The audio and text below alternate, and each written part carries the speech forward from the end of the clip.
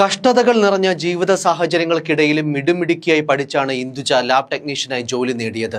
4 മാസം മുൻപ് ഇന്ദുജയെ അഭിജിത്ത് വീട്ടിൽ നിന്ന് വിളിച്ചിറക്കി കൊണ്ടുപോയി താലി കെട്ടുമ്പോൾ മകളെ കാത്തിരിക്കുന്നത് ഇത്ര വലിയ ദുരന്തമായിരിക്കുമെന്ന് ആ കുടുംബം സ്വപ്നത്തിൽ പോലും കരുതിയിട്ടുണ്ടാകില്ല.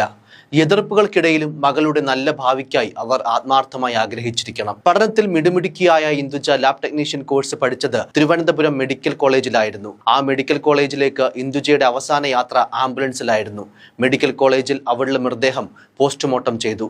കണ്ണീരോടെ ബന്ധുക്കളും സുഹൃത്തുക്കളും സഹപ്രവർത്തകരും കാത്തുനിന്നു.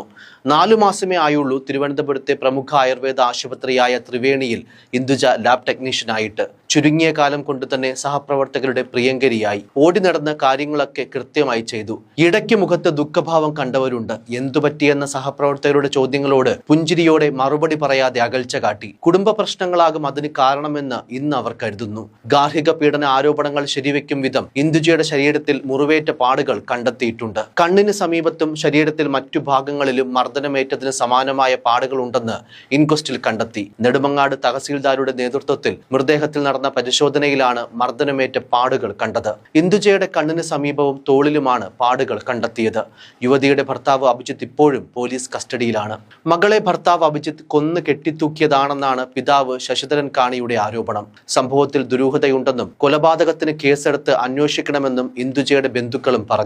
ഭർത്തൃ വീട്ടിൽ ഇന്ദുജയ്ക്ക് മർദ്ദനമേറ്റിട്ടുണ്ടെന്നും അവർ ആരോപിക്കുന്നു. 4 മാസം മുൻപാണ് ഇന്ദുജയെ അഭിജിത്ത് വീട്ടിൽ നിന്ന് വിളിച്ചിറക്കിക്കൊണ്ടുപോയതെന്നും കഴിഞ്ഞയാഴ്ച ഇന്ദുജ വീട്ടിലെത്തിയപ്പോൾ ശരീരത്തിൽ മർദ്ദനമേറ്റ പാടുകൾ ഉണ്ടായിരുന്നുവെന്നും പിതാവും ബന്ധുക്കളും പ്രതികരിച്ചു.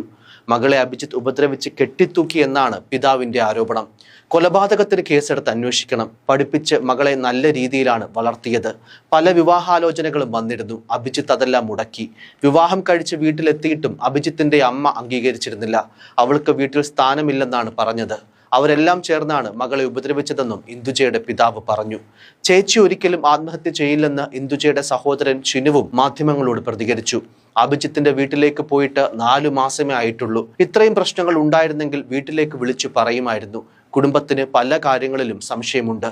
ഇതിലും വലിയ പ്രശ്നങ്ങൾ ചേച്ചി മറികടന്നിട്ടുണ്ട്. ഒരിക്കലും ആത്മഹത്യ ചെയ്യുമെന്ന് കരുതുന്നില്ല. ഞങ്ങൾ അങ്ങോട്ട് ചെല്ലുന്നതും ചേച്ചി ഇങ്ങോട്ട് വരുന്നതും അവർക്ക് ഇഷ്ടമല്ലായിരുന്നുവെന്നും ഷിനു പറഞ്ഞു. പാലോട് ഇടിഞ്ഞാർ കൊളച്ചൽ കൊന്നമൂട് സ്വദേശി ഇന്ദുജയെയാണ് വെള്ളിയാഴ്ച ഭർത്താവ് അഭിജിത്തിന്റെ വീട്ടിൽ മരിച്ച നിലയിൽ കണ്ടെത്തിയത്. അഭിജിത്ത് ഭക്ഷണം കഴിക്കാൻ എത്തിയപ്പോഴാണ് 2ാം നിലയിലെ കിടപ്പുമുറിയിലെ ജനലിൽ തൂങ്ങിയ നിലയിൽ ഇന്ദുജയെ കണ്ടത്.